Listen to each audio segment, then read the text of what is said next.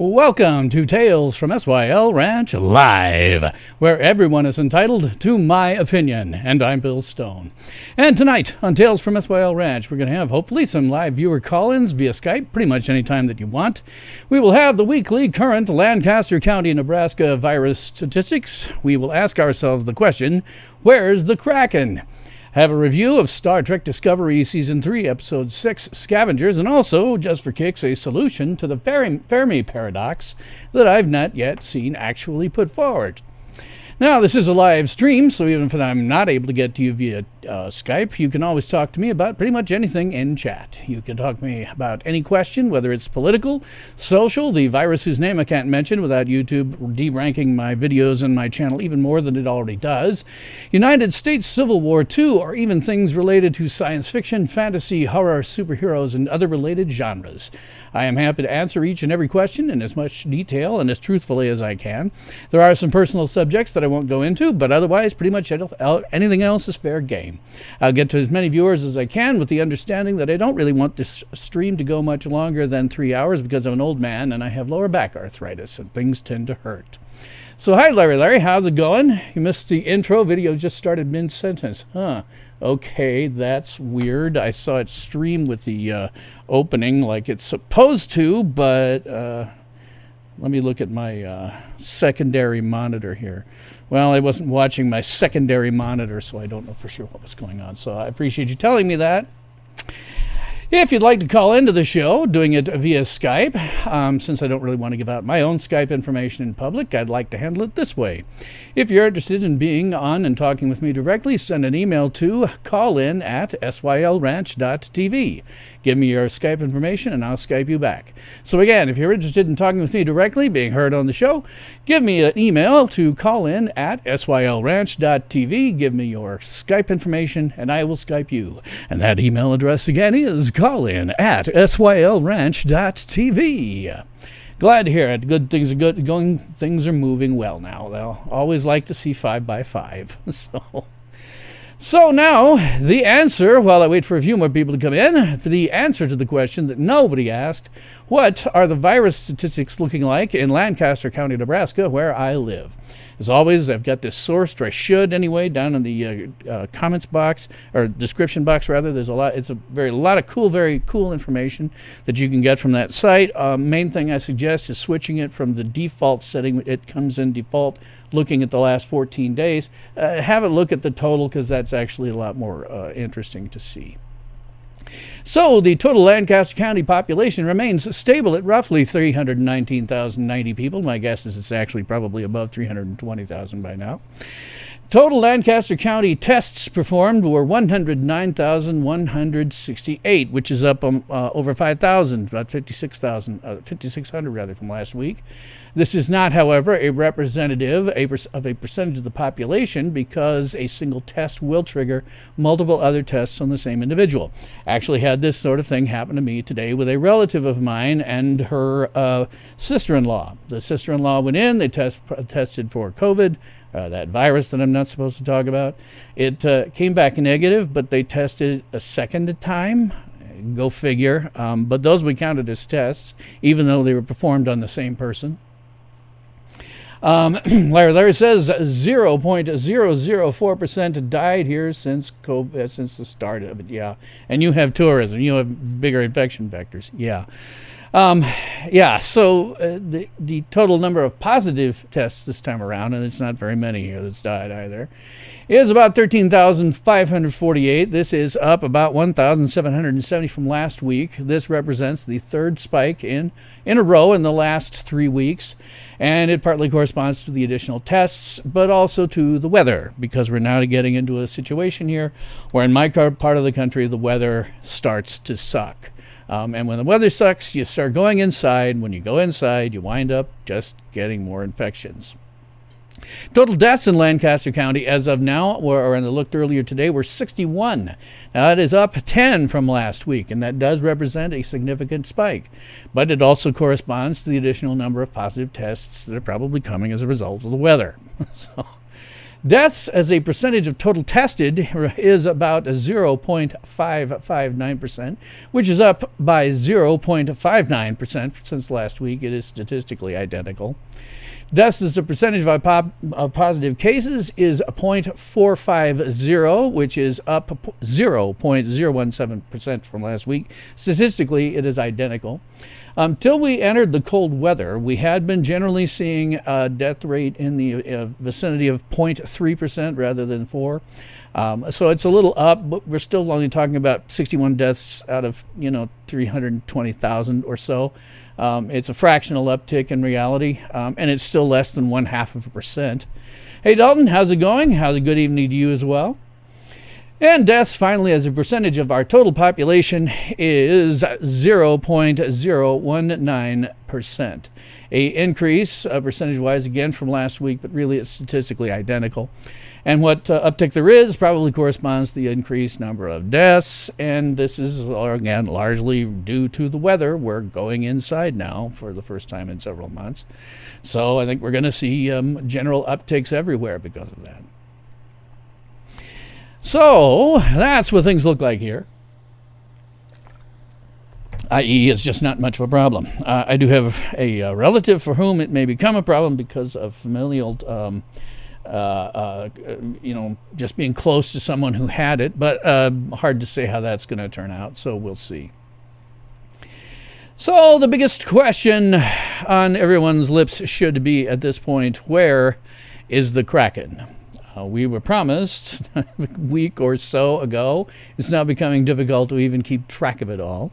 We were promised that they were going to release the Kraken and there would be a sudden change in the way voting is going on. And there ain't been no Kraken.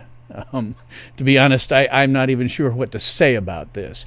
There probably was voter fraud, but we will never know. We can certainly at this point, I would say, don't trust future elections if they're held in the same way. The problem is there's a difference between what we can generally see and, eyewitness accounts and stuff like that, and what you can actually prove in court. And what you can prove in court is much, much less than what anecdotal evidence may be, or just the evidence of your own sound mind if you're thinking about what are vectors by which a malicious actor could use to do something bad to the vote. Well, we've seen it. It's called mail-in voting. I think that has been completely responsible for what should have been probably a Trump win. But we will never know. We will never know. His various lawsuits have been dismissed from courts, or the outcomes of those lawsuits won't impact the Electoral College vote. If you want to see, there's actually a pretty good list and explaining what the various suits are and where they are and what how they are in court. There's actually a Time Magazine article from yesterday. It's linked to in my description box. It's got a list of all of the various legal actions that are ongoing, and you're going to find that most of them, a vast majority of them, have been thrown out of court. No doubt they will be appealed, but I don't know what's going to happen with that. You get to someplace, I don't know if it'll be appealed all the way up to the Supreme Court. It conceivably could be, but a lot of it has to do with whether or not a person who is bringing the suit actually has standing to bring the suit. Essentially, they have to find someone who's an actual victim so that you can have the standing to bring forth a suit. Now, don't quote me on that exactly. I'm not an attorney. That's just my general understanding. You have to be some kind of victim before you can actually bring the suit out. And some of the people that have been bringing the suits out, the courts have ruled they don't have standing to make the suit. So I don't know where that's going to go. I don't know whether this will wind up at the Supreme Court to decide any or all of these various cases, but at this point in time, most of them have been completely kicked out of court, or they have been changes that will not alter the Electoral College vote at all at this point. It does not look like Trump is going to get the required 270, and it looks like Biden will. And Trump supporters are just going to have to come to terms with that. Now, I do approve of waiting until the Electoral College votes are in to give up all hope, but, at present, there just appears to be no path to victory for President Trump. There, frankly, has been no Kraken. I'm unclear that anybody ever thought there would be who really mattered. One of the things that I don't like about President Trump is that he has a big-ass ego, roughly the size of Europe somewhere. And some of this, I think, is probably accurate in terms of his attempting to fight ballot fraud, but I don't see a way out of it at this point. I don't think you're going to change anything. Nothing that happens now is probably going to change. Trump is going to lose. Biden is going to win. And let us, those of you who are Trump supporters, let us be nice about that. Let's not get crazy, because I know there's a lot of people that feel like this vote was stolen, but we are continuing to court civil war. From a perspective of at least the left not starting it, I think a Trump loss is good for that. But by the same token, Republicans generally have a history of, people on the right generally have a history of saying, okay, we've lost, we'll do better next time. Please keep that. Please keep that up. The huge crowds that I saw over the weekend at the Million MAGA March and other places, because it was local as well, bothered me a little bit from this perspective, because, I've said that we are just about as torn as we could possibly get. What the Democrats plan to do, if their plans come to fruition, is very, very bad for everyone, you, me, and everyone. But the fact is, I don't think that we're going to see a way around this right now. So please, if you're on the right, do what you've usually done, and don't get crazy, okay? Just don't get crazy. I have an entire piece that I did on Civil War, and we don't want it if we can at all humanly avoid it, so let's not start it now. Larry says 72 million Americans will know the election was stolen and a fraud. Yeah, I think that's probably true, and I'm not clear how you deal with it. You need to change the way that voting is done. It's just that simple. You need to change it so that you can have absentee ballots, for people who are like in the military and all that. But you really shouldn't use mail-in voting for anything. Just all there is to it. No more mail-in voting. I don't think anymore that you should even, and this is from somebody who was in IT for 40 years, I don't even think that you should use anything other than just easy fill-in-the-blank votes. I think something that can be read by a Scantron machine, and that's about all. Something like that. I don't think that you should let the vote go the way that it did this time with mail-in balloting, because I think that probably was very, very full of holes. There were certainly, from my perspective, a lot of vectors for attack, and I think that they were used. We'll never know for sure because we'll never see it in court, but I think it was probably done. Yep, Larry, mail-in ballots should be illegal, and I don't know how you get that from here. We're going to be in a situation where the Democrats control the House, the Republicans control the Senate, and the Democrats control the presidency. Now, the president can do a lot of damage through executive orders. I don't think there's any way to stop it at this point. If it were me, I've often said, if you got crazy and you elected me, I would do one of two things. Probably the first thing would be sign an executive order that says all prior executive orders are null and void. But then I might go to putting out executive orders constantly, like just constantly making executive orders as a libertarian president, because I would want it to force Congress to stop me. Executive orders are generally very, very bad, and a president can do a lot of damage with them. Generally, the president does a lot of damage with them, regardless of who's president.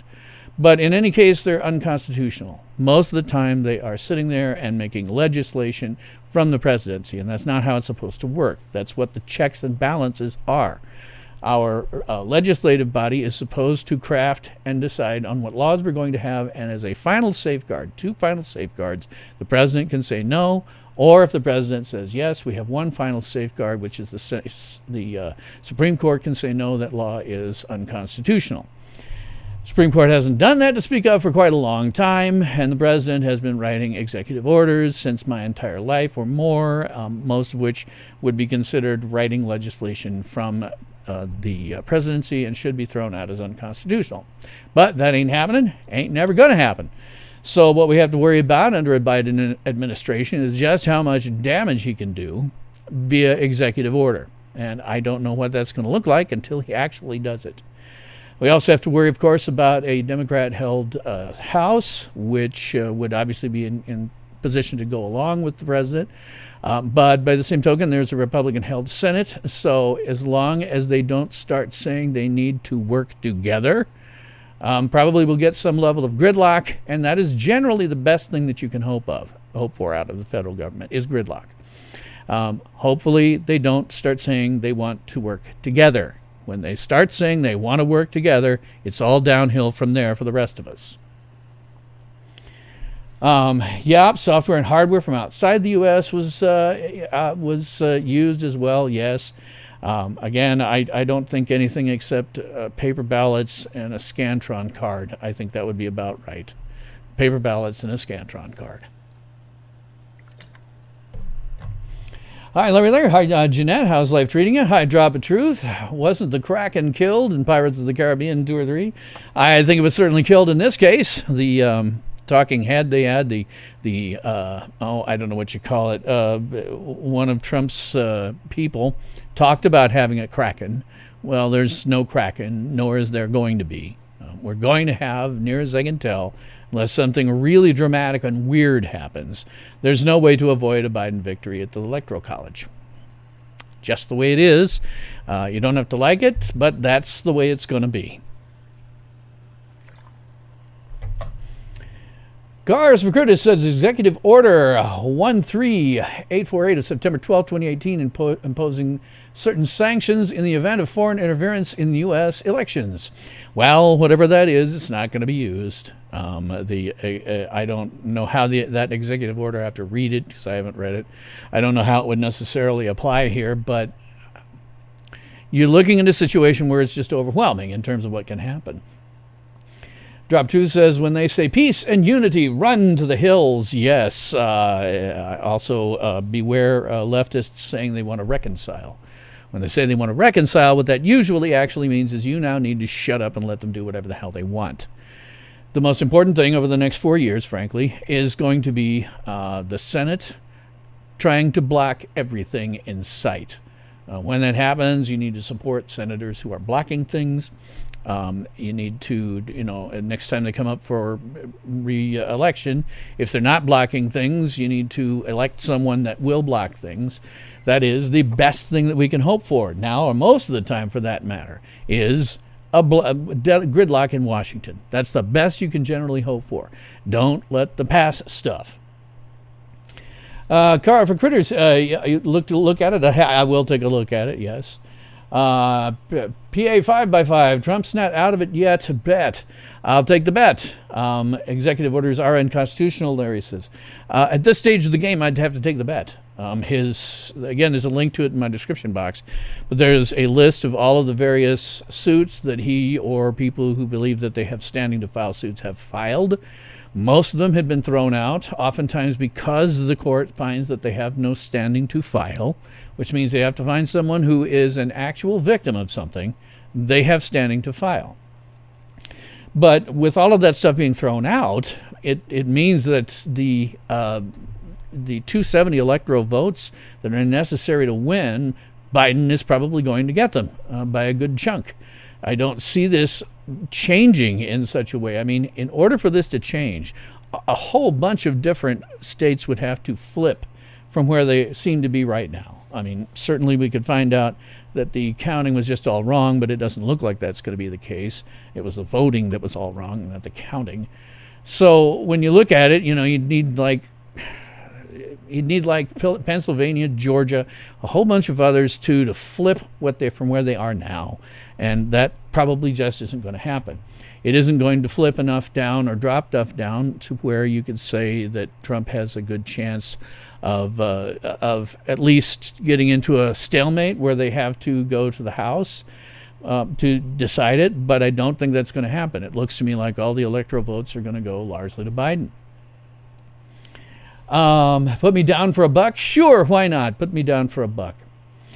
Drop of Truth says, how long do you think Biden will last until he's removed under Amendment 25, mental incompetence? Give it a month at most. I don't know if it'll be that short a period of time. And he won't be, the amendment won't come into play. He will resign on his own. It'll be like Richard Nixon. He didn't hang around to get impeached. He resigned on his own. And I think that's what will happen with Biden. We'll just get to a point where he's going to say, I can't do this anymore, and he resigns. How long that'll be, hard to say. I don't know if it'll be a month. I think it'll be something longer than that, but I ain't guessing on that one. No guessing whatsoever. PI 5x5, serious overturned election due to fraud, etc. Then it goes to the states and reps. Well, negate would be a better term. Well, again, it doesn't look like it's going to happen. He's got a whole bunch of different suits that are, legal suits that are out there with various different states, but the vast majority of them have been thrown out of court. He may get to a point where he has to take that up with the Supreme Court, but it's a question of what you can prove versus what you think. I am pretty sure, just based on what I know about physical security from being in IT security for so long, I'm pretty sure that there was a lot of voter fraud going on with mail-in ballots. But I can't prove it. I mean, if you took it to court, would I be able to prove it? No.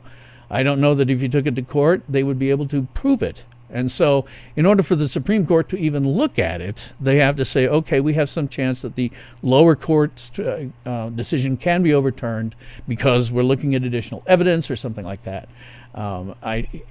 It takes evidence, and I think they're lacking the evidence, which is why this stuff is tending to get thrown out. Robert 2 says, have the states decided Biden as the president-elect yet, or is the MSM? Yeah, the states have not. We're not at a point yet where the Electoral College has voted. So it is mainstream media doing it. However, they have done it my entire life. That's what they've always done. What you're seeing there is not anything unusual, aside from the fact that they probably called it too early. It should have been waited to be called considerably after this. Myself, I'm just looking at it and I say, well, I don't like it, but I don't see any way, to get Biden's votes down to under 270. That doesn't seem like it's going to happen. And with each state having one vote, that's if it goes to the House, you're absolutely right. Each state has a vote weighted depending on what the makeup of their congressional people are. So if you've got 3 Democrats and 2 Republicans from a given state, the Democrats are going to get the vote. They've got that vote. But we haven't gotten to that point yet. We're not at a point. That'll only happen. It'll only go to the House if the Electoral College can't get to 270 votes one way or the other. That's when it goes to the House for a selection. And if they can't figure it out, if they somehow get deadlocked, then it goes to the Senate for selection. Same deal, 1 vote per state. But regardless, it doesn't look to me like we're going to get to that point. It looks to me like ultimately we're going to have more than 270 electors for Biden. Like it or not, fraud or not, I think that's what's going to happen here. PA 5x5 is saying, wondering what happened with servers captured from Germany. Will tell. That never happened. That never happened. That is an interesting rumor being floated around out there. But according to the company that they supposedly had seized this stuff from, as well as stuff already said in public in PR announcements from the U.S. Army, that never happened. They never seized anything. That is a complete rumor and unfounded one completely. Not just the mainstream press saying that. That is the U.S. Army saying that we never seized a thing. And apparently if you call the company that supposedly was seized, no, they never seized a thing. There was no raid, sadly. 5x5 got me down for $1. Cool. I'm already down for $1 for Trump to win prior to all this. So I'm going to lose that bet. I made several. But if you can figure out a way that he can get to 270 votes, PA 5x5, let me know. I'd be very curious. I just don't see it myself. I'd like it to be. I'd like there to be a second Trump term, but I just don't see it. I voted for the guy. I'm a libertarian, but I voted for the guy because I think what the left wants is absolutely detrimental to civilization itself. But that's the way it's turning out, whether I like it or not. That's the way it seems to be turning out. These lawsuits are getting thrown out.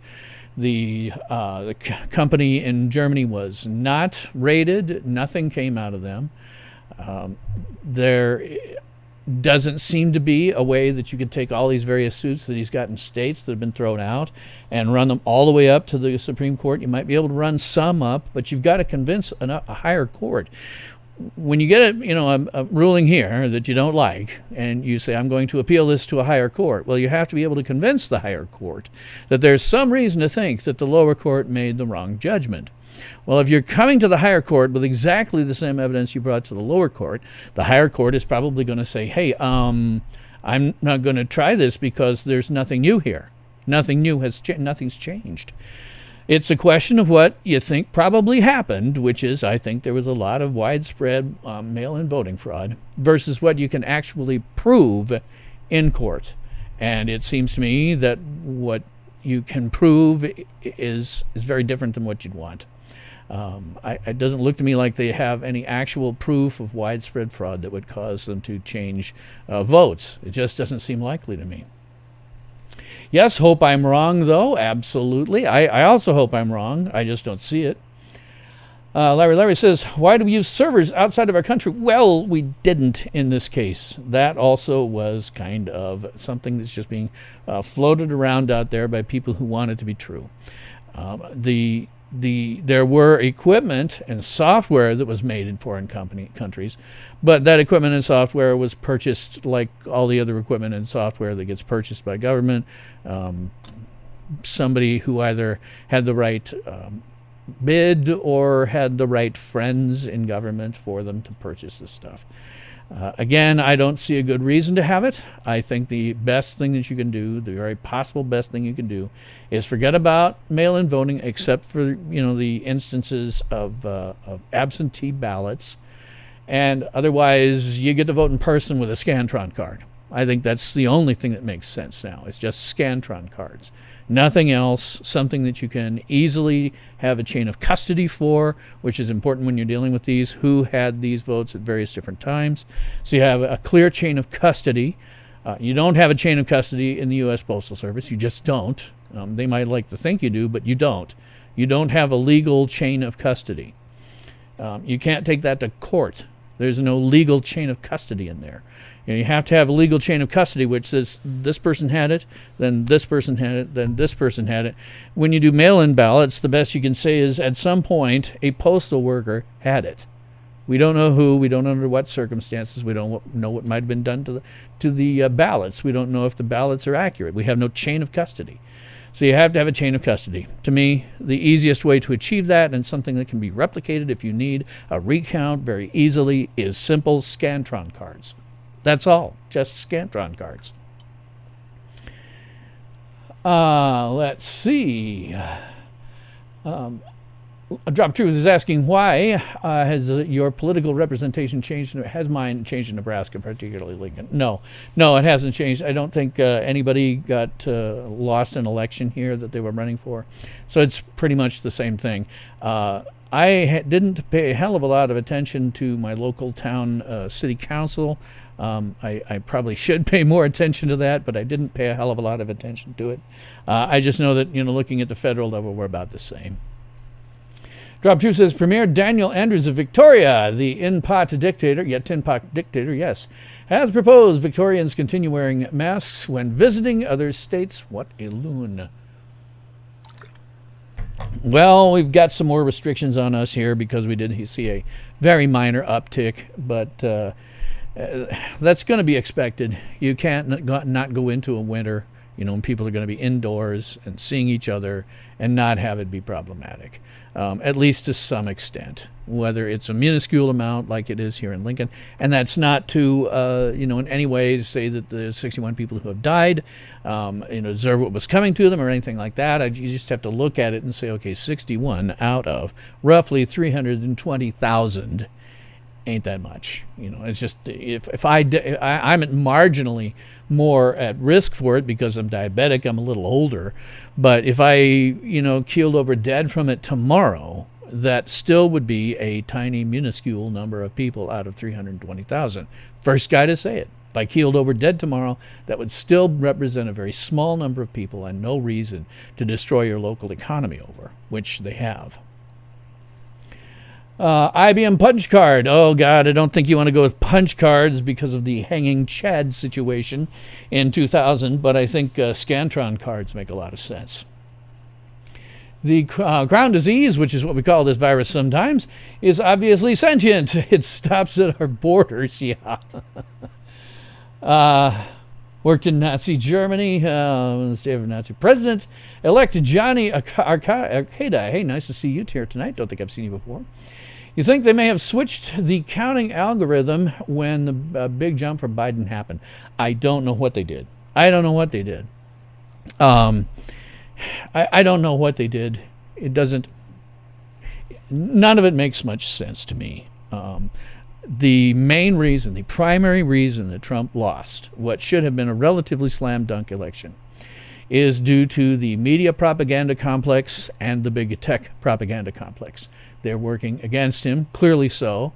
Google told us outright they were going to be working against him right the day he was elected. And the media propaganda complex has just always been against him and peddling nonsense and lies. Clearly, they must have been good at it. They must have been good at it to some extent.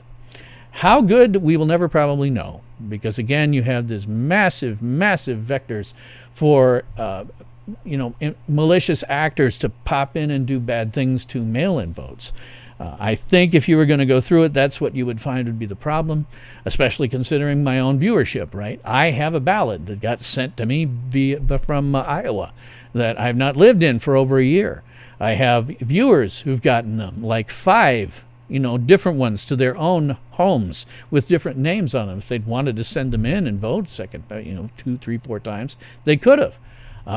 They don't clear off the voting rolls with dead people. That just never happens. They don't clear off the voting rolls of people who've moved out of state like I have. It just never happens. Nobody does that. I haven't heard of it ever being done. They talk about it from time to time, but they never actually do it. So that makes, when you don't have accurate voting rolls, that makes, again, more vectors for malicious actors to come in and do things to your mail-in ballots. Looks to me like those just need to be done away with the exception of when you're absentee balloting, like somebody who's in the service or something like that. Studies show masks make no difference. Well, you've seen mine. For the benefit of a few new viewers here, let me see if I can get my own mask up. Flame background. Did you know?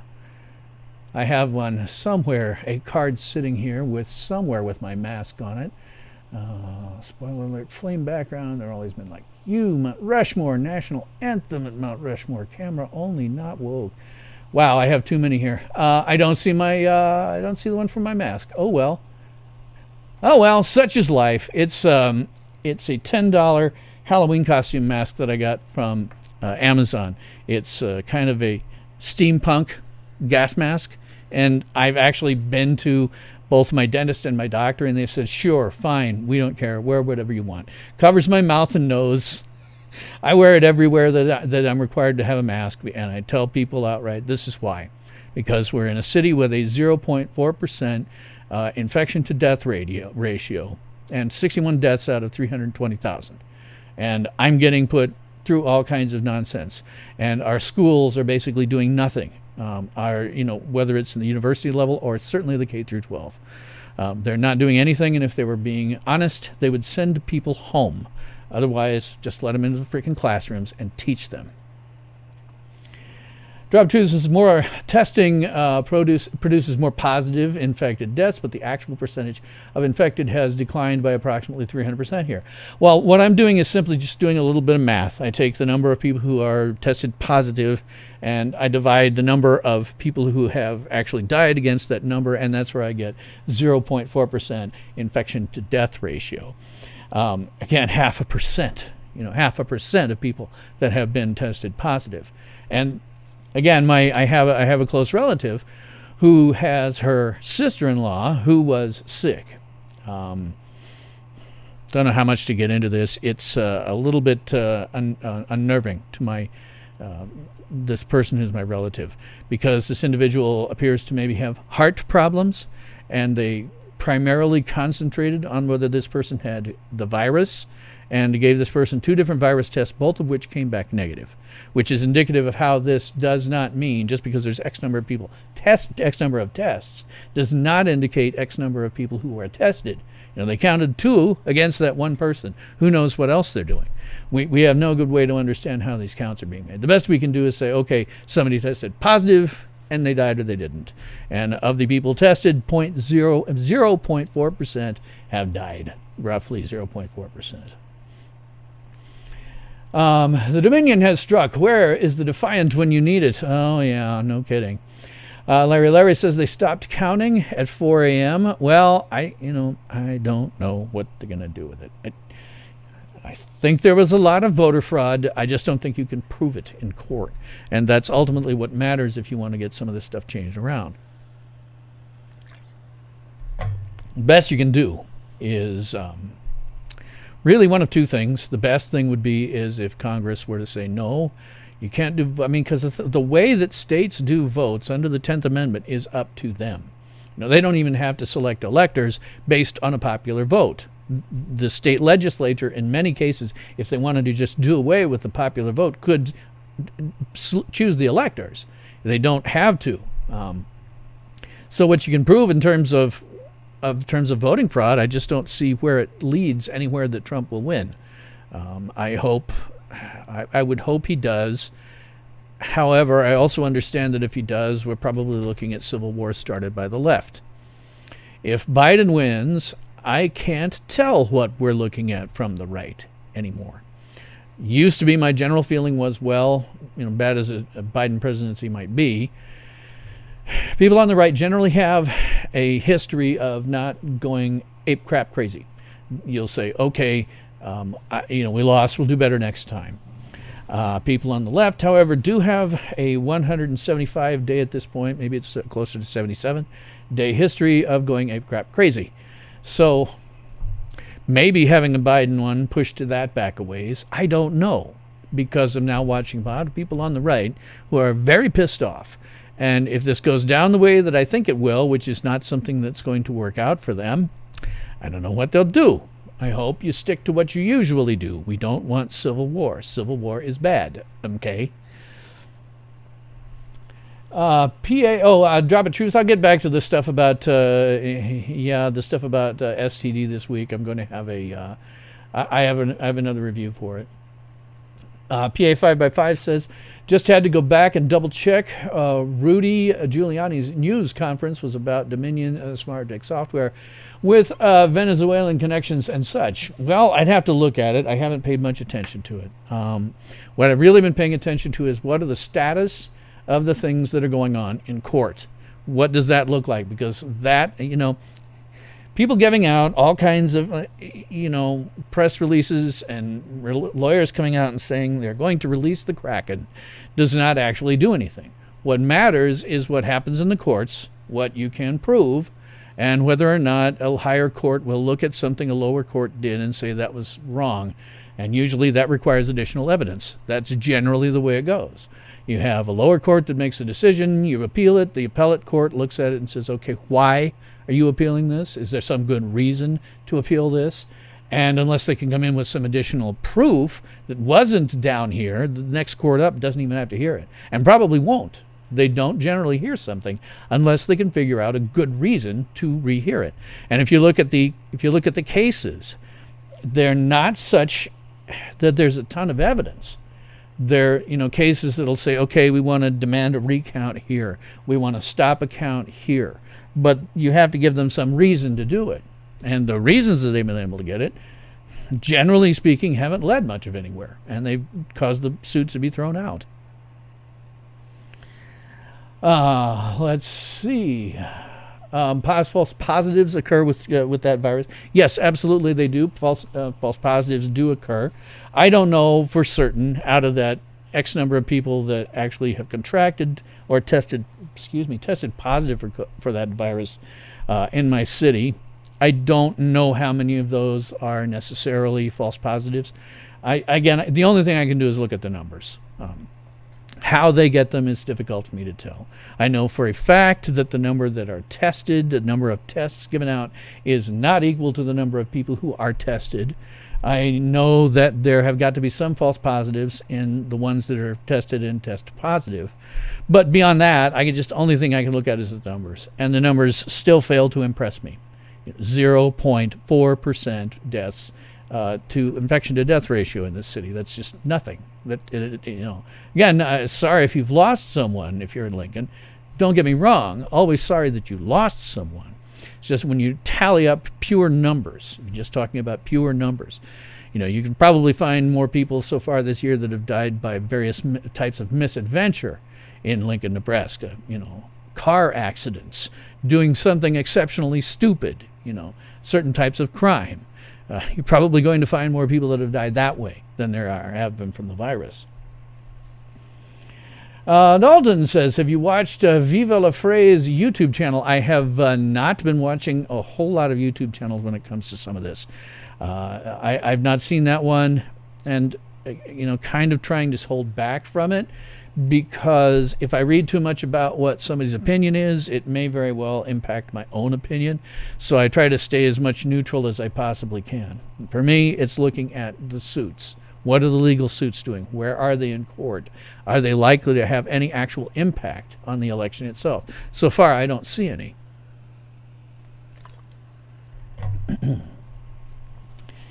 More guns and ammo have been sold. Yes, that's absolutely true. More guns and ammo. People have been in lines to buy their guns and ammo. That's one of those things that worries me a bit about civil war. Yeah. Drop 2 says Elon Musk had 4 tests on the same day. 2 resulted positive, 2 negative. Curious and curious. Or well, you can get false positives and false negatives. He's probably got some of that going on. Oh, no doubt there are lots of those. You can't tell. There's no way to tell how they're doing it. As I say, best for me, the best thing I can do is just look at the numbers they give me and do a little division, and it still isn't anything that is a big deal.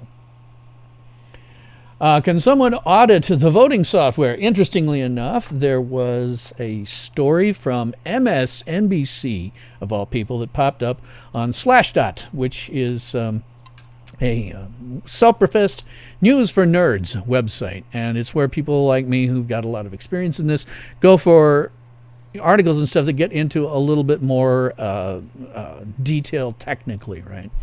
So MSNBC, of all people, had an interview with some people. There's there's a hacker convention that happens every year, right? And they go to all kinds of lengths in order to maintain their own internal security. I mean, these are the most paranoid guys on the planet. They're not bad people. They're just getting together to talk about how things are hackable and all that, with the intent of, once they have come out and said some of this stuff, the people who own the software, the people who own the hardware, will then go in and make changes to it. Well, people who run those machines do not want the people at this hacking conference to see them.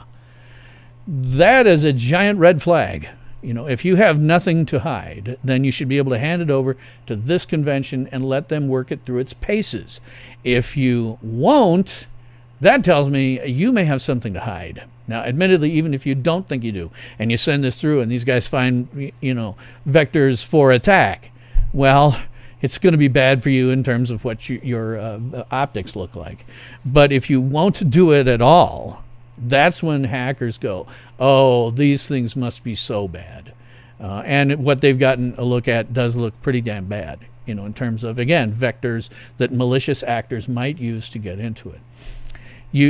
There are two things when you're talking IT security that you try to guard against. One, you evaluate a risk based on how likely it is and how bad it would be if it were compromised in some way.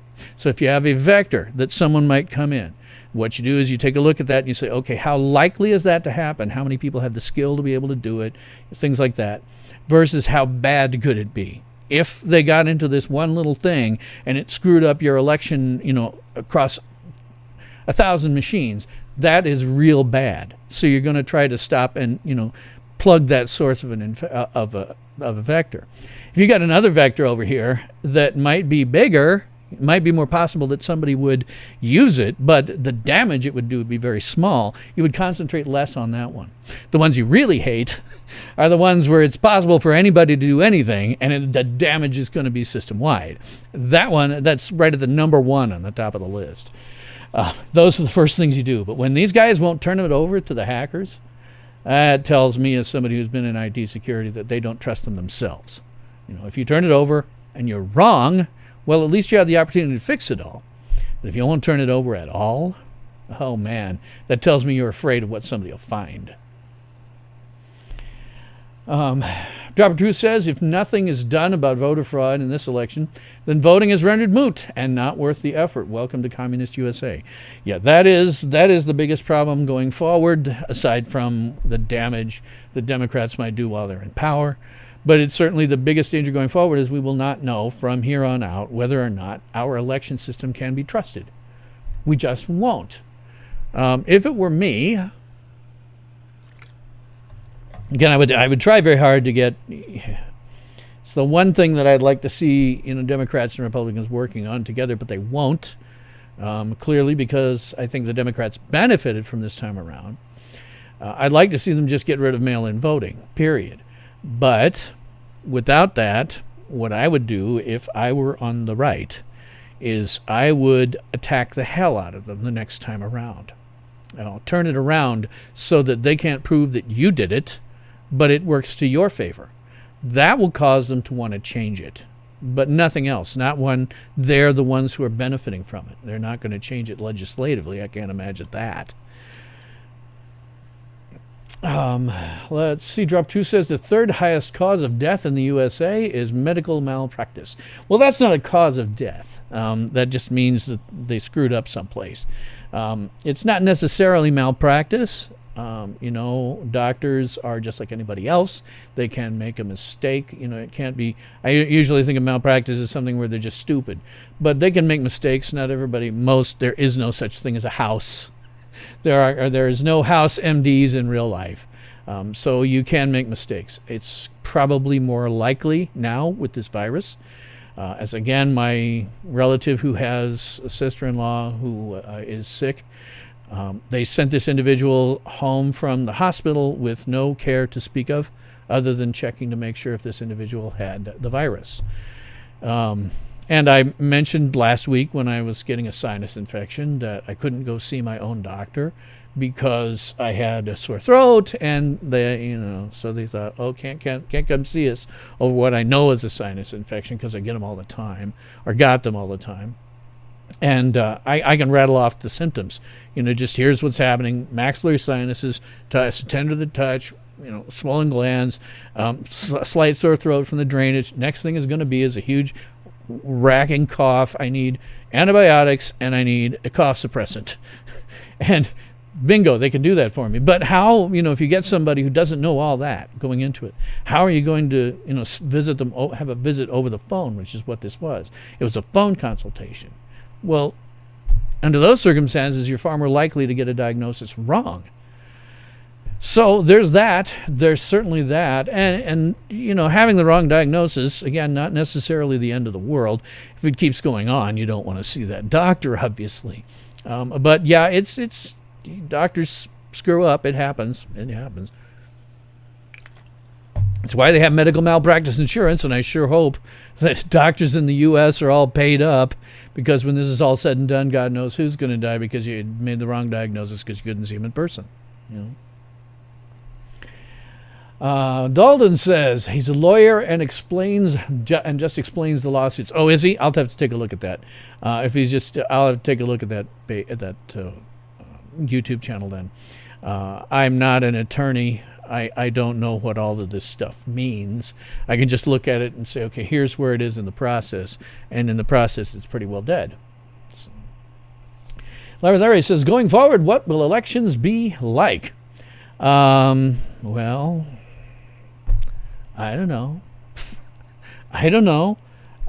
Without fixing the obvious vectors for someone to do something bad, I don't know what it looks like. I just don't know. I don't know how you fix it other than doing what I just said, getting rid of mail-ins, and I don't see them doing that, not anytime soon.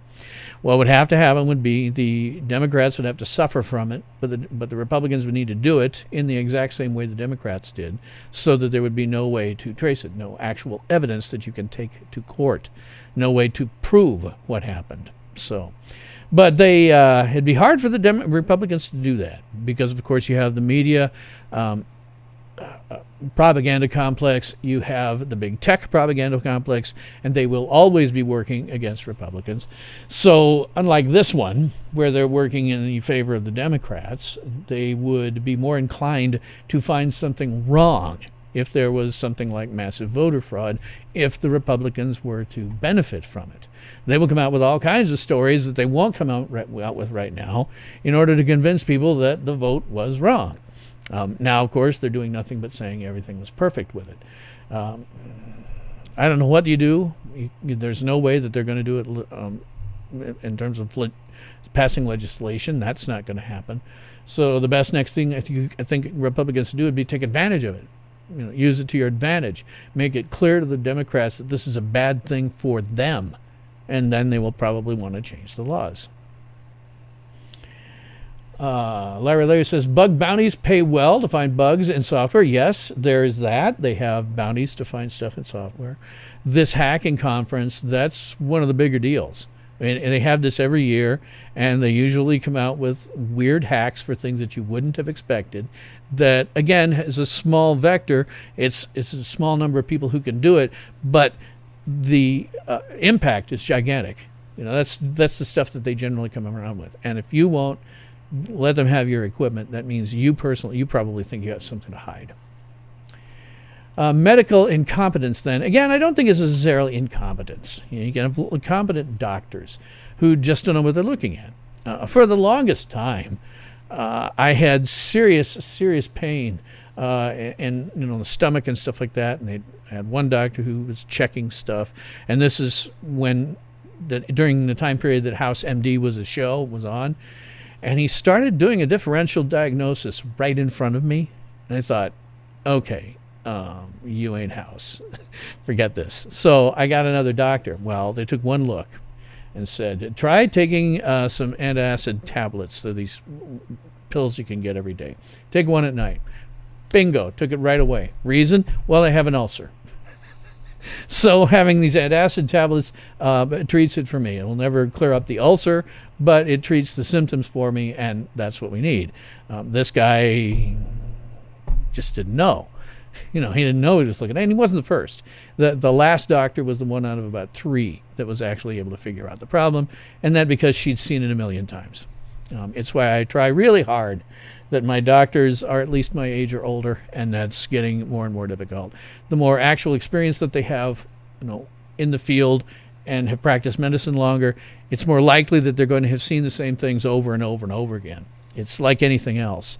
Pretty much, if you're a plumber, right, and, you're going to get a lot of calls to fix stopped-up drains and, fix pipes and stuff like that. You see the same thing over and over again. It starts to get very routine. And the same thing is true with medicine. I mean, if there's an outbreak of the flu, you're going to see a lot of the flu. And you're going to know what those symptoms look like. If you're going to see an outbreak of something that isn't quite as obvious, it may take you longer, or you may screw up the diagnosis. But it doesn't mean you're incompetent. It just means that you haven't necessarily had the right experience. Like I say, it's why I always try to get my doctors older than me, which is getting more and more difficult because much older than me, and they're starting to retire. So, Drop Truth says one of the most frightening issues in the number of tests caused by incorrect diagnoses of anesthetics, gas, etc. before and during surgery. I have medical professionals in my family. Oh, okay. I don't know specifically where it happens. I can imagine it being there. I can certainly imagine it being there. Having undergone surgery one time, I can certainly imagine where that was possible. I underwent sinus surgery in the year 2000. Before that, I was getting these sinus infections like just constantly, every couple of months, sometimes more frequently than that. So they went in and they found out that my maxillary sinus was just all infected gunk, and they had to clear it out. So I'll never forget that particular trip to the hospital. I went there, and first they took me into this sort of prep area, which was also just off of where they had the ER. And two things happened. One, they put me next to a guy, and all they have is just this, table with a cloth curtain that goes in between you and the next patient. And the guy sitting next to me was having like quadruple bypass surgery. So like all of his relatives are coming basically to say goodbye in case he doesn't make it through the surgery.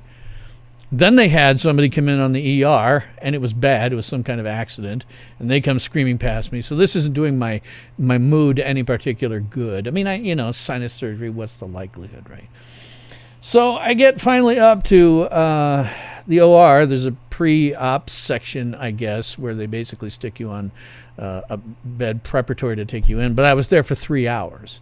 And while I was there, they had people who were, there was one where you knew that they were using the cardio stimulator machine because, all the sounds and everything that you expect to hear with that was going on in the background. So I finally get my doc, my surgeon comes in and he talks to me briefly. I said, I suppose you probably never lost anybody to sinus surgery. He says, we'll do what we can. Like, no, dumbass, wrong idea, wrong thing to say to a patient. When they say, oh, you've never lost somebody to sinus surgery, you say, don't worry. I do 1 million of these things. It's not a big deal. You don't say, we'll do what we can. The other interesting thing about that was, I had planned to do something that actually worked out right. It doesn't happen to me very often, but I planned this and it worked out right. They give me the anesthetic, tell me to count down from 10, and I know from previous things like being sedated for dental work and stuff that you count down from 10, you're out by 10. So just as I'm getting to about 8, I say, I see dead people. And then I'm out. And I heard doctors laughing just before that happened. If you don't know, watch the movie The Sixth Sense. You'll get it then. So that was the only time I've ever done anything like that actually worked out. But it was, I see dead people, and I'm gone. It was just perfect timing. Only time that's ever happened to me. Drop of Truth says, Trump mentioned a calm before the storm some time ago. Was he just bluster, or could he impose martial law via executive order? Not really. I mean, he could do that in localities with like the Sedition Act, but I don't see where he has evidence of that. You have to be able to prove this stuff. And while, that might look bad, you can't prove any of this stuff. And so, again, it seems to me maybe we dodged a bullet with Biden's election because the left will probably stop trying to agitate for civil war. I don't know if we've dodged that bullet completely because the right is very enthused about this having been a stolen election. And Trump is certainly not doing anything to calm that fear. Obviously, this last weekend, a lot of people, not 1 million, but a lot of people went to the Million MAGA March in Washington, where they were attacked, unsurprisingly, by the left. It was like, whoa, what a big surprise there. Antifa and BLM show up to beat on these guys, which is what happened. And I know that because two things. First off, I listen always to first responder frequencies. You can find a website and a mobile app to be able to do that right in my description box. And I watch people who are on the ground and just doing streaming and not doing any commentating. And so I can just see what I see. And what I saw was mostly that. I didn't really see the right doing anything. I saw the left doing it as usual. The media propaganda complex, of course, is going to have you think that it was both sides. It wasn't. It was just the left. But again, we have this large group of people now who are clearly very pissed off, and I don't know how that's going to go down. I hope that it gets calmed down if it turns out there's no way to reverse Biden presidency, which I don't see right now. I just don't see it. But calm before the storm, I don't know. I just don't know. When he's talking about things that are going on legally, he's pretty much at a standstill with it. All the press releases and press conferences that they want to have in the world don't matter. What matters is what you can prove in court. And so far, a lot of those are going down, or they're not having, the ones that aren't having any real impact on the number of electors. We're still looking at a Biden presidency pretty easily on the Electoral College. So I guess I yammered on for about an hour about that.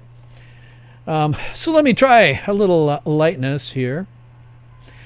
The Star Trek review of Star Trek Discovery Season 3, Episode 6, Scavengers.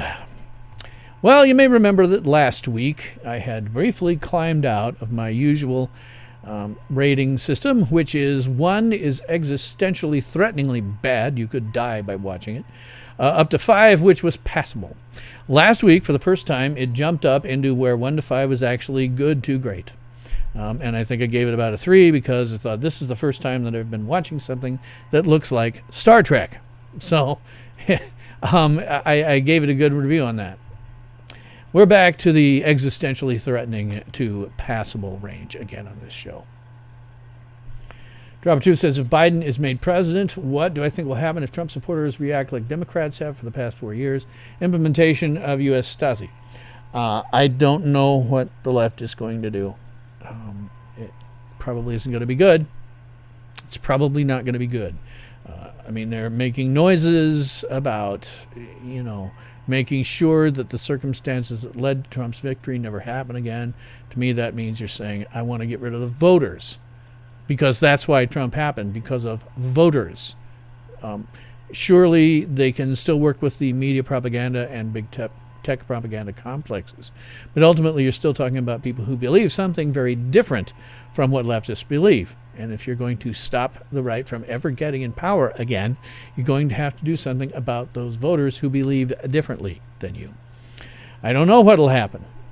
We could get something that actually looks a little more like literal Hitler than Trump ever did, but I don't know. I don't know what's going to happen. If they are able to do the things that they want, it'll be very bad for everyone in the U.S. and bad for a lot of people around the world. So anyway, getting back to Star Trek Discovery, Season 3, Episode 6. If the year is 3500, why do they have machinery with electrical cords? Because it looks cooler that way, I guess. I don't know. This one is, I don't have a ton to say about it. I always try to say, okay, find something that's good. Well, I don't know. Can't really think of anything out of this episode that I really thought worked, per se. We did have our relationship that, on the first episode I knew Book and Burnham were going to get together somehow. We have something going on with Giorgio where, again, I still can't figure out why she is on this ship. She should be in jail, period, end of story. And we have Burnham again doing something that is outright mutinous in this case. It's not just insubordination, it is mutiny, what she has done. And in terms of taking her off, making her, kicking her out of the executive officer position, that is the right thing to do. Frankly, the correct thing to do would be to court-martial her and put her in the brig somewhere for a very long time. She now has a fantastically long history of insubordination and mutiny. The very first episode of the series, she was insubordinate and mutinous. She shouldn't be here at all, period. And people should not be constantly giving her a pass. Star Trek: The Next Generation. The episode where Riker was actually, I think it was the Pegasus was the name of the episode, and Riker was actually very, he didn't tell Picard what had gone on in the past. He was under some orders, but by the same token, they were probably immoral orders. So he wasn't telling Picard and got the ship in danger as a consequence. When he finally came through with it, he went to the brig. Now, admittedly, they did give some sort of a pass at that point, but by then we'd had like 5-6 years of him doing the right thing. Here we have 3 years of Burnham constantly doing the wrong thing. You can't give her a pass anymore. It doesn't matter if she did something good out of this. That good was not all that interesting. I mean, she thinks that the Federation is never going to be able to rise until they know what the burn is. And it's been 100 years. And they've been working on what the hell the burn is, and they have theories. But she's going to be the one that makes sure that they find out, because she is practically perfect in every way, as always. Nothing can happen without her. She's the most important thing there. They're always, as usual, taking a break from the action from time to time to screech on the brakes and have personal discussions that really don't matter that much. I always say I hope somebody who can stomach this does a fan edit where they sit down and they take out all of that crap, because I think we'd be looking at maybe 3 hours tops. Just to know what to say. Nothing that really worked in this particular case. What function do antennae of Andorians have? Can you just whip them off like testicles with no lasting damage? Well, there was a fight in Star Trek Enterprise between Archer and forgotten the Andorian captain's name, where he does cut off one of his antennae, but it grows back. The precise use of those things is, I don't think, ever specifically stated anywhere. One assumes it would have something to do with an extra sense, like, better hearing or some way better sonar. Who the hell knows? But they do grow back. We've seen them grow back. So in this particular case, I'm not quite sure what's going on with that Andorian. But the whole thing was just generally very unnecessary. This story was unnecessary. You could have gotten a black box, a tube, 1,000 different ways. And this story was unnecessary on a lot of levels. The basic one being that I'm sorry, Burnham, but it's not you that's going to figure this out. They've been doing it for 100 years trying to figure it out. And you giving yourself this mission of we got to figure it out or the Federation will never go forward. Guys, you want the Federation to go forward? Let them reverse engineer your spore drive. Let them reverse engineer it and put it on lots of ships.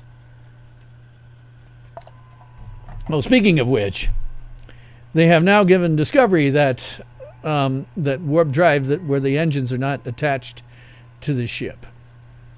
I already complained about that just a little bit with a different episode, and I don't see how that's very functional. I just don't see where that's functional in any way. Even 1,000 years in the future, having your engines detached from your ship seems like a good way under a lot of circumstances to find yourself without a way to get home. It's dumb. The upgrades they've done on the ship make sense.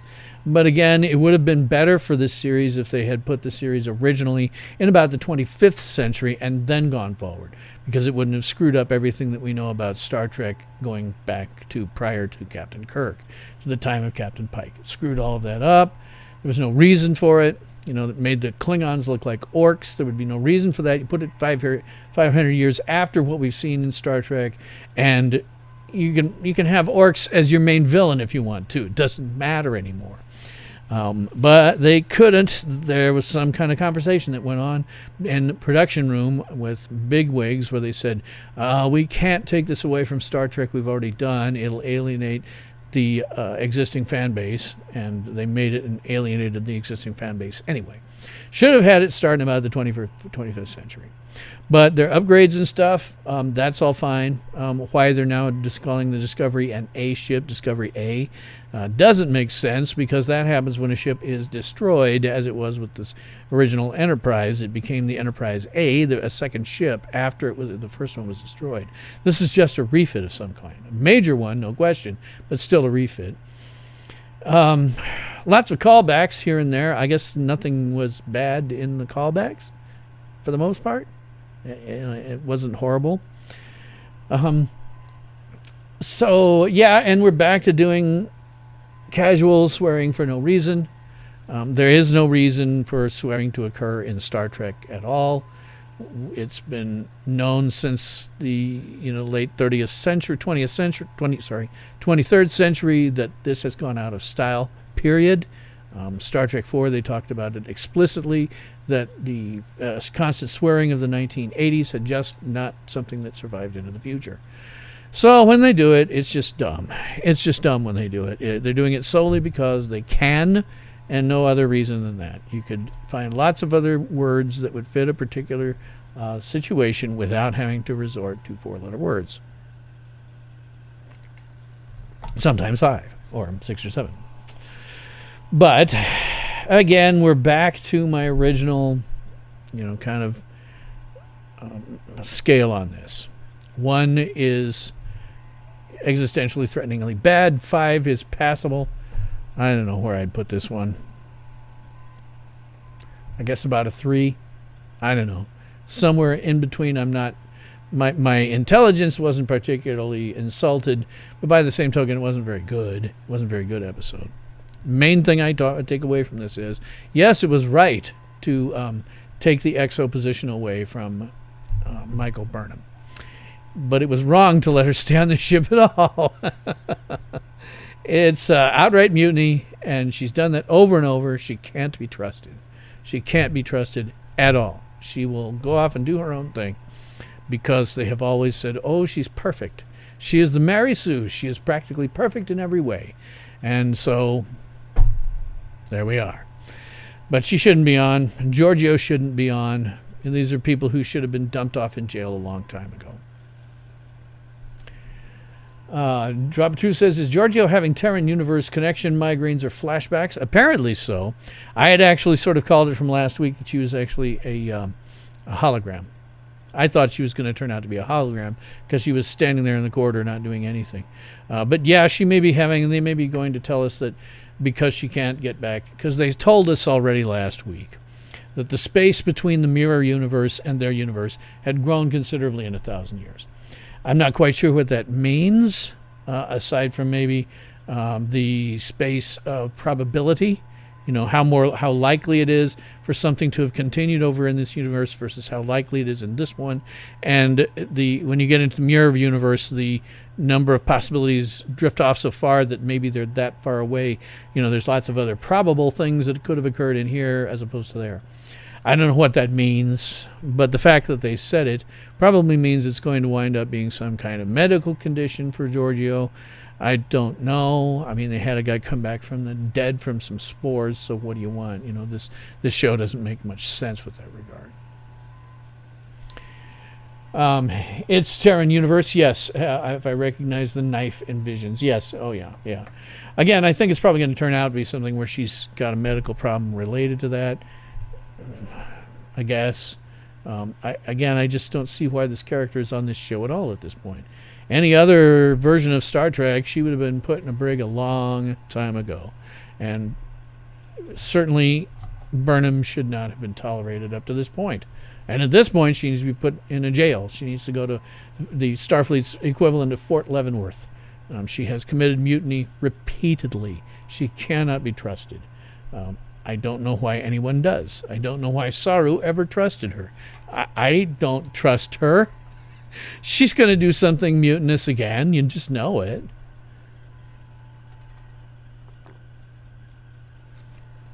Sorry. So, yeah, that's where I kind of am on that. A 3 out of 1 being existentially threateningly bad and 5 being passable. I was kind of disappointed. After last week, I thought, okay, maybe we're going to turn the corner here. Maybe these dimwits with Alex Kurtzman have finally figured out what the issue is. That these people don't feel like they're doing, enlightened things anymore like they had. So I thought maybe after last week, maybe they finally figured it out. Once they've got hooked up back with Starfleet, everything is going to be good. But no, it's dropped back way, way down. It's just terrible. So that's my general review. Again, in terms of where's the Kraken, I don't think we have a Kraken to have. They just don't have anything that they can prove. Dropper2 says, am I watching The Mandalorian is fun? Yes, I am watching The Mandalorian. I also have been considering that generally fun. For some reason, it seems to be getting some fan backlash because we're starting to see characters that we'd only previously seen as animated characters in the Clone Wars. And I gather next week they're going to do another one of those. So, for some reason, it's getting a lot of backlash among fans. I don't know why. I don't know why that would cause you to do that. They've always been talking about seeing these people in live action before, so I don't get it. Last week, feminists went ape crap because you had female Mandalorians with armor that was fitted to their figures, so like had breasts in the armor and stuff like that. But the feminists went nuts over that. Who cares? I could certainly see having armor that fit you that way so that it wasn't squashing things and all that, but they took a lot of hits for that, and I don't know why. The feminists just said, yeah. Feminists usually are. That's why you can't get away. I would like to be doing nothing but science fiction on this show, but I can't.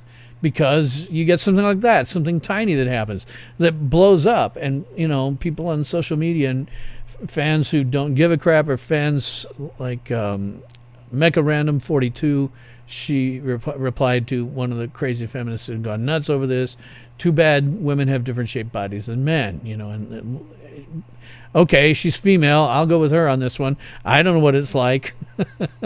I'll go with her on this one. She says it's not something that anybody should be getting bent out of shape about. Certainly didn't seem to me like anything anybody should be getting bent out of shape about. So yeah, we're seeing that, and it is otherwise a pretty good show. It has been right from the beginning. It makes me wish now that Jon Favreau, who's the producer and I think probably creator or something, and oftentimes directs these, had been involved in, say, the mainline Star Wars movies.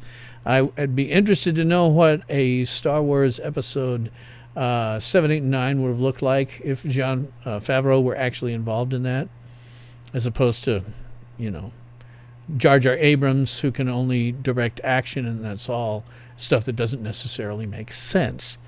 This is just generally internally consistent. It does have callbacks. There's little ones, little tiny ones.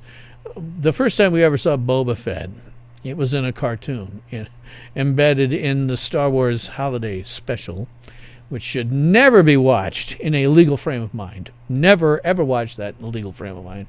Maybe I'll put a link to it after I'm done here. There's a really good copy of it here on YouTube. That's a good copy. It's just you shouldn't watch that in a legal frame of mind because it won't make any sense. I suspect if you've been dropping a lot of acid, it would probably make a lot more sense.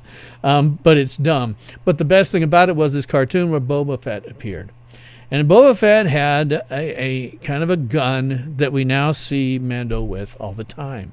They've been having callbacks like that, interspersed throughout. In this particular case, we had fighters from the New Republic. So it's nice to see some of that because we never got anything in the mainline Star Wars movies about what the Republic's government looked like by the time, because it's going to be another 25 years from between those movies. But we didn't have any inclination of what that government looked like. We had no inclination of why there would be a first order. After you've defeated the Empire, where did all these guys go and where did they come from? And, of course, the existence of the Emperor after Star Wars Episode 6 makes no sense on the face of it. He was only blown up twice, And so putting him in there doesn't make any damn sense. Hey, Marshall, fill you in on what you missed. Well, here's very simply. There is no Kraken. There doesn't appear to be any way that Trump is going to get to 270 votes, and it looks like Biden is going to get 270 votes plus. There does not, to me, seem any way forward because of all the different suits that are out there that are oftentimes being thrown out, or if they're not, then it just doesn't matter to the electoral count. whatever's going on, and I suspect there was some fraud, but we can't prove it. Whatever's going on, they can't take to court and prove, or at least not easily, because if they could, these things wouldn't be getting thrown out. I think we're just looking at a Biden presidency, and that's going to be that. Aside from that, I gave Star Trek Discovery this week a grade of going back to my usual thing where I had one as existentially threateningly bad, because unlike last week where it looked like maybe I was watching Star Trek for the first time, this time we're back to the same old bad scale. And I give it about a 3, so it's not up to passable yet. It just didn't make any sense.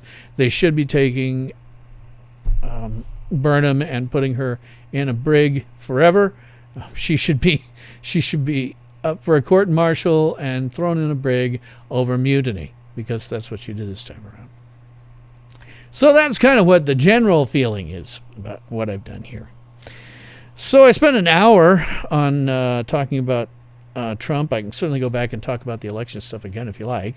And I'd spend another 20 minutes or so talking about the Star Trek Discovery episode.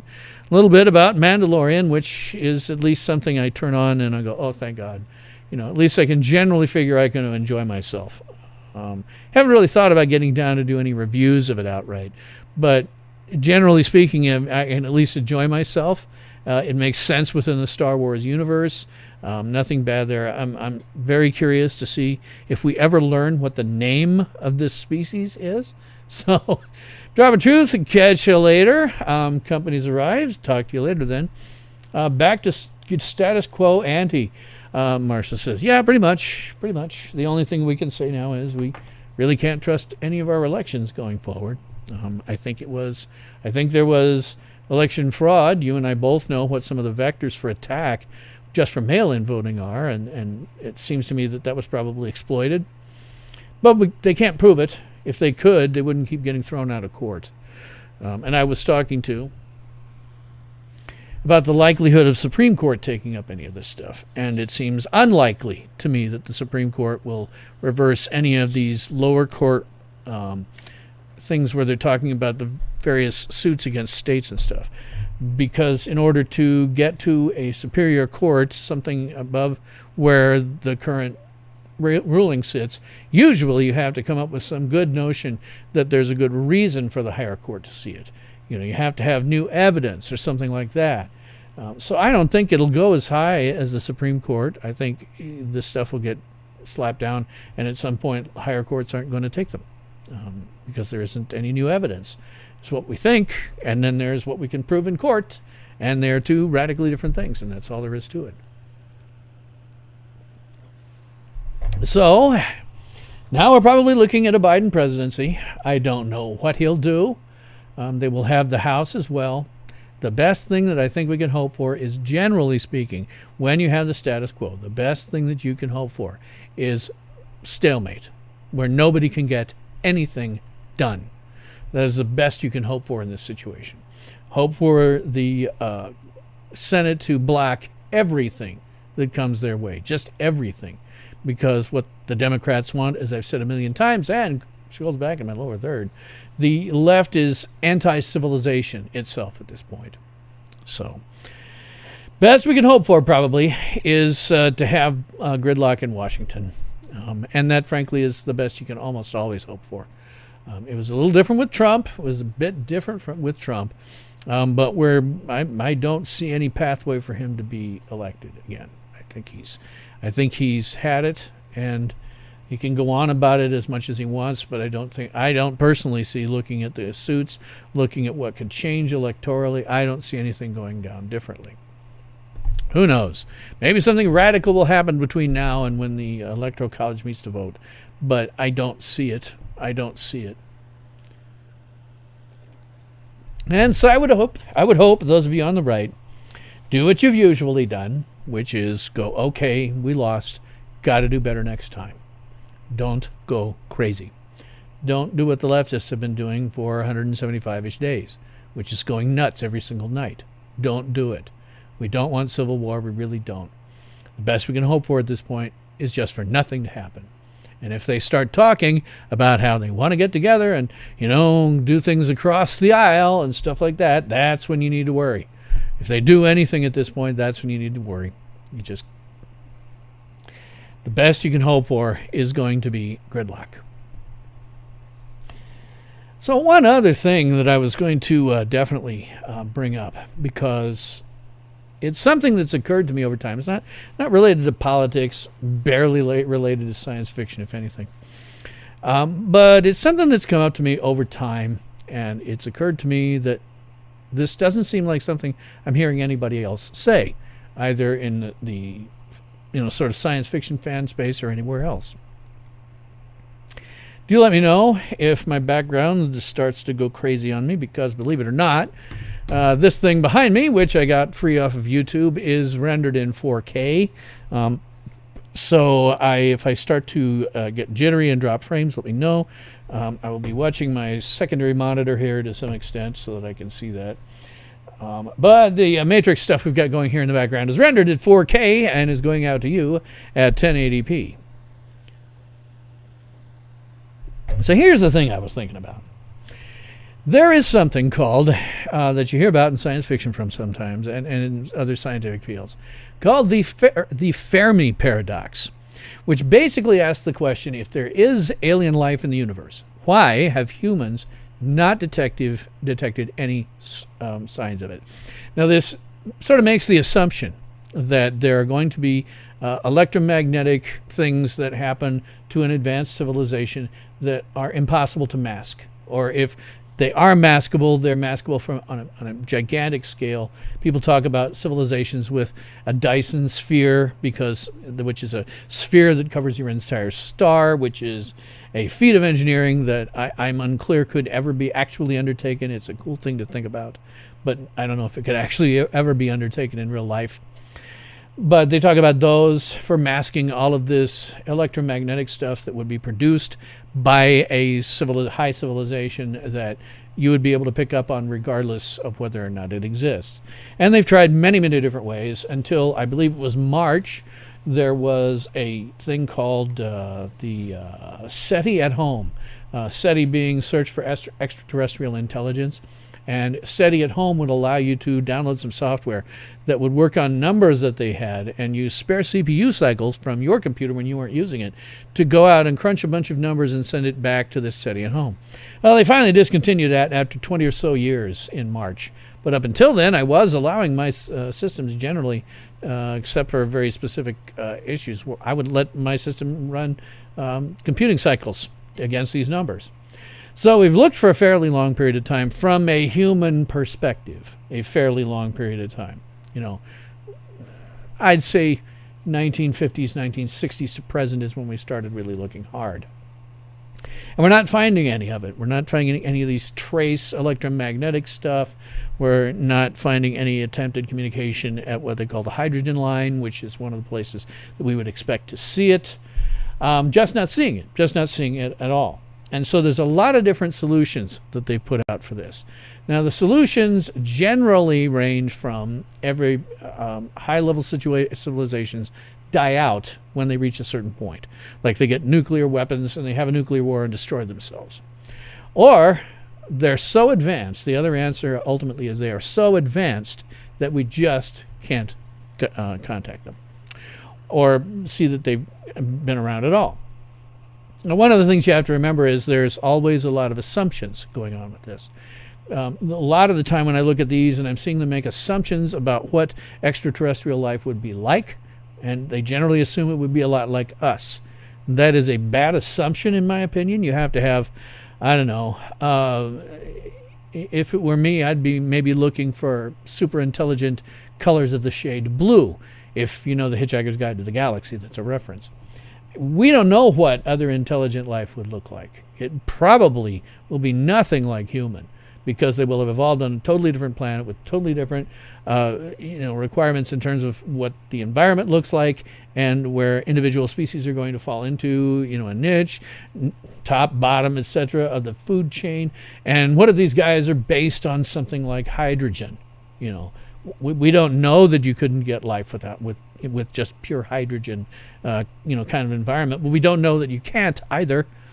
So I think they're making a lot of assumptions about what, intelligent life will look like. And they're making assumptions about how intelligent life would use electromagnetics. Maybe it wouldn't be the same at all. We don't know. There's no way to tell. We haven't actually been looking all that long, when you're talking about space. Also, to steal from the Hitchhiker's Guide to the Galaxy, space is big, really big. I mean, you won't believe just how vastly, hugely, mind-bogglingly big space is. You may think it's a long walk down to the chemist to get some peanuts, but that is just nothing compared to space. Space is huge, and the number of places where you could find potentially intelligent life has been kind of, with the assumptions they make, they use something called the Drake equation. The Drake equation tells you theoretically how many stars in our galaxy, for example, that would be potentially home, just statistically, to extraterrestrial life. Yes, Marshall says we did see the wow signal. Yes, but it was never repeated. Yeah, there have been one, maybe two instances where it looked like maybe we were looking at something that was, because what you look for is some kind of pattern. It's not going to be English or anything like that, but hopefully they would do something like send the number, start sending prime numbers, because there's a pattern to that you can discern. But again, that makes assumptions that aliens have any particular attachment to prime numbers. It looks normal for us. It makes sense for us to be trying to communicate in that fashion. But we don't know that aliens would. We just have no idea. And that one Marshall said about the wow signal, yeah, there was one where a guy found one that looked like it was structured, that looked like it had some kind of system to it, wrote wow on a piece of paper, and to date that's never repeated. And you always look for repetitions. Anytime you are in science, you have to find something that's repeatable. Hearing it just once doesn't necessarily mean it was actually there. It may have been something that came from some totally natural source. You want to hear it over and over again. Let's see. Okay, Marshall dropped one. In any case, I have said to myself, okay, well, all of these guys make lots of assumptions. You always make assumptions, and I think they're maybe making the wrong assumptions. I think there's a better explanation for this that actually has to do with distance, energy, and some information technology. But it does require some givens as well. One of the givens is the speed of light is a hard limit. You cannot, it is impossible, this is an assumption that you have to make about the universe. It is impossible to go faster at or faster than the speed of light. There are no space warps, there are no wormholes, and there is no hyperspace. You can travel no faster than 300,000 kilometers per second, or 186,000 miles per second, and that is the fastest you could even possibly think about getting.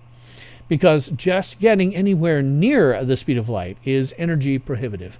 The faster you go, the more energy it takes to get you there. Approaching the speed of light very quickly takes more energy than anyone has or could ever produce. Now, I'm sure you say to yourself, yeah, but what about 10,000 years in the future? Well, if there is no such thing as going faster than the speed of light, it doesn't matter how many years in the future. If that's my given, that it's not possible, that all this stuff that we talk about is very fun science fiction, but when you get down to it, you're talking about creating black holes. Okay, that ain't happening. I have honestly some concerns about the way that they define black holes. I'm of a minority number of people that thinks that there may be some other explanation for the X-rays that we see coming out of black holes, which at my beginning of my lifetime have been defined as something that nothing could ever get out of. That definition has changed for a number of reasons. One of the reasons being they think they found at least one black hole and it's spewing out X-rays, and it shouldn't do that. So creating black holes, you're talking about so much energy required to create a black hole at will. I don't think it's possible. Even if black holes actually exist, I don't think it would be possible. The amount of energy is just too great. And when you get to actually traveling at the speed of light, well, according to relativity, that takes infinite energy. So the faster you go, the more energy you're using, and eventually you get up to all of the energy in the universe to get you to go at the speed of light. Now, mathematically, there are different ways that people have talked about, just totally speculative, how we would make black holes, how we would make space warps and all this stuff, but all of it requires an enormous amount of power, if it's even physically possible. And I would suggest that it probably isn't physically possible. So this makes all of our interstellar flights, if you're going to have any, at best, thousands of years in duration. You also have other issues that we don't know yet is survivable. One of the biggest ones I always like to point out is just plain gravity. We have lots of science fiction that shows us with bases on the moon and bases on Mars and all that. But in reality, we don't know enough about how the gravity issue is going to affect us, livestock, crops. We just don't know. What we do know is that if you go up and you're in microgravity on the ISS for very long periods of time, you come back with permanently crippling disabilities. Your body was not designed to be in near zero G. Now, we don't know that you wouldn't be okay in 1/6 Earth's gravity, which is the moon, or about 1/3, which is Mars. We don't know that you wouldn't be bad in that, but we also don't know if you can survive it. We just don't know. There's too much work that needs to be done for us to be able to do anything like that. I mean, people always say, too, oh, well, it'll be fine. You can just accelerate at 1G or decelerate at 1G and keep your gravity. Well, okay. Yeah, but we don't really have anything that can do that in any length of a short period of time. There's a lot of engineering that would have to go into this. Again, you're saying 10,000 years in the future, maybe they'll fix that. Maybe they will. I don't know. But right now, we don't know if our bodies can stand anything less than 1G for any length of time. We just don't know. It's like when Elon Musk starts talking about Mars.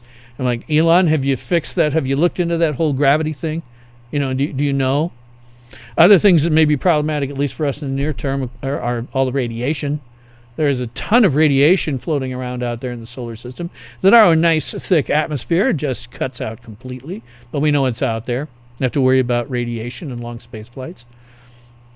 There's so much we don't know. And it may be that some of these are not surmountable. Maybe you can't leave 1G for any length of time. Maybe that's a problem. So in addition to this notion, I'm saying, okay, Einstein was right. 186,000 miles per second is it. That's over. You're not going faster than that. And when you try to approach it, you're going to have serious problems with generating enough power to do it. And then there's the other scientific things that we just don't know. And maybe it is the case that with people like us, gravity is insurmountable. You've got to have 1G. Maybe 10,000 years, we'll have artificial gravity, but at the moment, we don't have it. My other biggest assumption is, and this is my assumption because whenever you're talking about this stuff, you make assumptions about what the civilization that you're looking for is going to be like. Is it going to be like us? Well, you have to hope anyway that they at least think the way that we do. The way that they process information and data is roughly the same. But we don't know that would happen. So my other big assumption is that civilizations eventually reach a point where they can create individual virtual reality worlds for every single sapient being on their planet. And these worlds are so good that they are totally indistinguishable from reality. So it's kind of like the Matrix, except that you know that you're inside of this thing. Every single aspect of it is under your personal control, and no one is using you as a battery. It would be cheap, energy efficient, ultimately, and provides a personally tailored world that would be better than the real one. So if you look at these parameters, you say, okay, this is my givens, right? There is no civilization that is ever going to leave their own star system. There might be some exceptions at the galactic core where stars are more densely packed, but there is a massive amount of radiation at the galactic core that would certainly make life as we know it totally impossible to develop.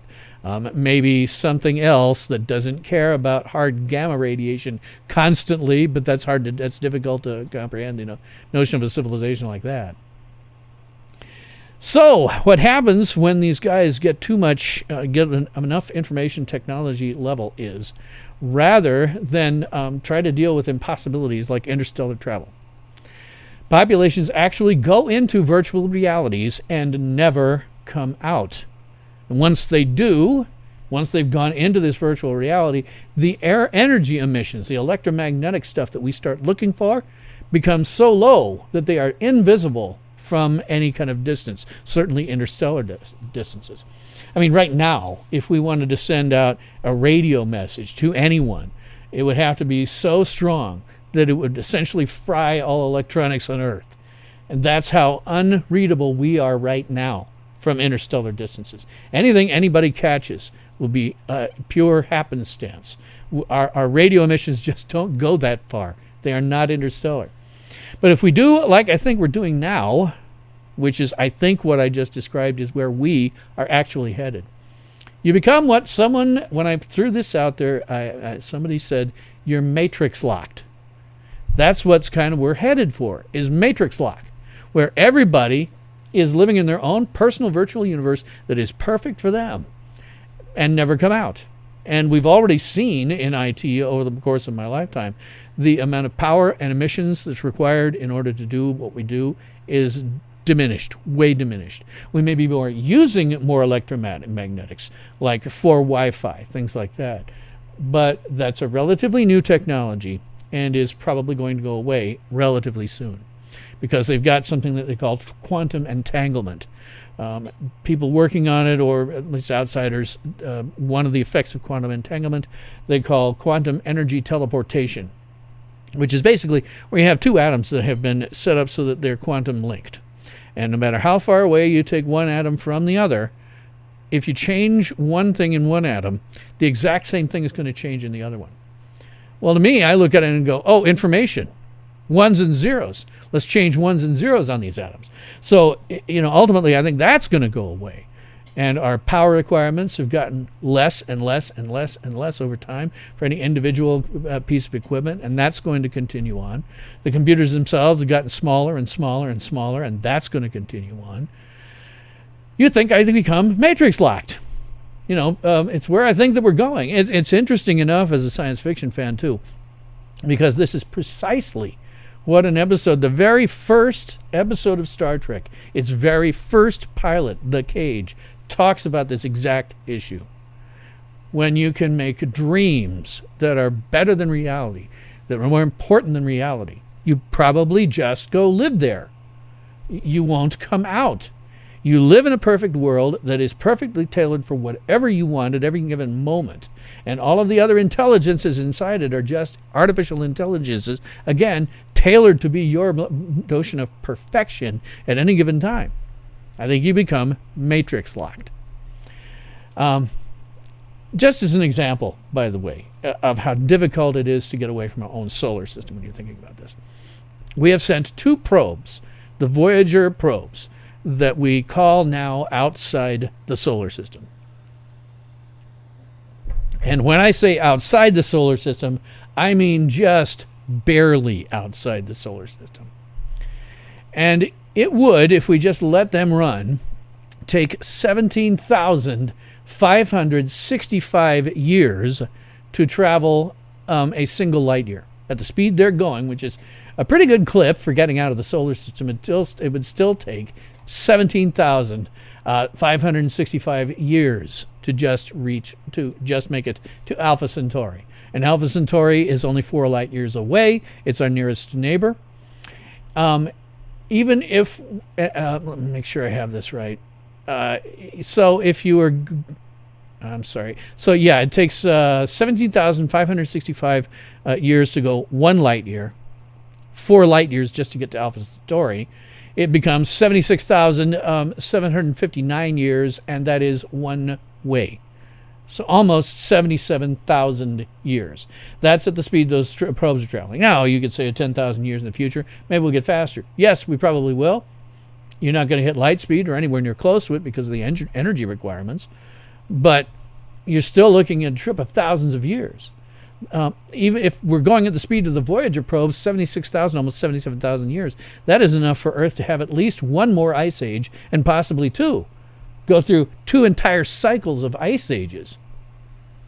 And even if we got to Alpha Centauri, there's really no there's no way to say for sure if we would find anything habitable or anything like that around Alpha Centauri. Probably it's unlikely because there's multiple stars in that star system.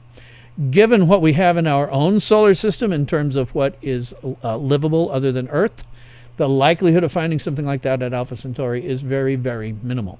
It's unlikely anywhere.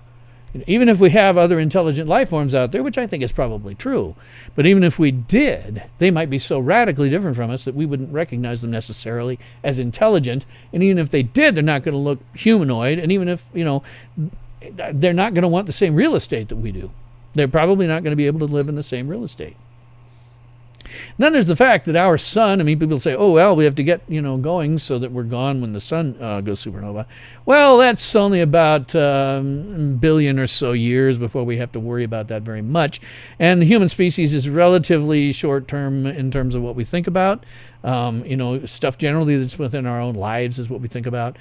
So I don't think anybody's getting too worked over a billion years, certainly not enough to make a 77,000-year trip. So the idea of humans population, you worry, okay, some people have said, well, okay, suppose we become matrix locked. All of our intelligences go inside of a virtual reality perfectly tailored for them and under their control at all times. And they just never come out. Wouldn't we have to worry about an explosion in population? I think the opposite's true. I think that we would have to worry about maintaining a viable population. See, most people don't really get along very well, and that includes with their spouses and significant others. So when you're living in your own personal virtual world filled with artificial intelligences tailored to your personal version of perfection, why would you ever exit your VR to settle for something that won't be as perfect as your VR is? I think there'd probably an immediate drop in the number of children born, such that you would need to actually worry about the species going extinct with only a couple of generations. There's another possibility, given 10,000 years, I think this is possible, that we might be able to upload our consciousness, I may even live to see this, into something that we couldn't today recognize as a computer or a machine. So at that point, you don't have to worry about people breeding anymore. The human race simply ceases to exist. The population becomes a specific number of individual consciousnesses inside of their own virtual reality. So again, we say to ourselves, it is energy and time prohibitive to leave our star system, and probably always will be. Our power and radio emissions have gone down over time as we have advanced our IT. And I think it's very possible that the exact same thing would be happening to other intelligences throughout the galaxy or universe. It may simply be that we are stuck in our own solar system, their own star system, more or less forever. And so what they do instead is, instead of going out to explore strange new worlds, some designer comes up with strange new worlds, and you live in one. Or hell, I could live on the original Enterprise, and, at least in my own head, be boldly going where no one has gone before. And I would only know the difference because it would be so perfect for me. The movie The Matrix says that the first time they tried, a Matrix, everything was too perfect, and people didn't buy it. Well, if you already know you're in, you don't have to buy it. And I honestly don't think your average person, wage slave or somebody who's starving in Africa, you give them an opportunity to go into a virtual reality where they're fed with a tube or something, I think they'd probably take it. There's a lot of people like that who just, have no particular interest in exploring strange new worlds and seeking out new life. And we are getting to the point, there will at some point come, and I don't know when, at some point come a point at which our IT is so good that we can put ourselves into a VR and never come out. I think that's entirely possible. So let's see, it is now been almost 2 hours. And I am not seeing a hell of a lot going on in my chat. Let me double check with my secondary monitor to make sure that nobody's been... Nope, same stuff. And I'm down to 10% on my freaking... Okay, hang on. My phone is down to 10%. I have to worry about where I put the wires for the charger because sometimes they overlap my microphone and you'll hear a scratchy sound. Let me know if that happens. Well, I tell you, don't seem to be getting a whole lot in chat. And I noticed something, too, after last week, that if I make my live streams shorter, it's more likely that it's approachable to people afterwards. I got more views on last week's live stream because I had that coming on sinus infection. And so it was a lot shorter. It was only an hour and a half. And it made it more approachable. People could get into that more than looking at something that was 3 hours long. So being in a position where I'm not really seeing much in turn in my chat and having gone here for 2 hours, I think what I'm going to do is just go ahead and let it go for the evening. Take away from this is if you're thinking that there's going to be a Kraken released, I think that you are sadly mistaken. I'd like there to be one. I'd like there to be something that would bring up the numbers for Trump such that he would win, but I don't see that. I don't see it. There doesn't seem to be actually any way to get there. Maybe I'm wrong. I don't know. We will no doubt see, but if I'm right, please, people on the right, don't go nuts. Do what you've always done. Be the better man, because I know what would happen if the left went nuts. Thank you very much, Dalton. Appreciate it. So that's all I got really to say about that. I would love to keep the conversation going, so please leave your comments, questions, and nasty remarks. I'll do my best to get back to you. So thanks for watching. That's all the time that we have today for this episode of Tales from SYL Ranch Live, where everyone is entitled to my opinion. And I'm Bill Stone.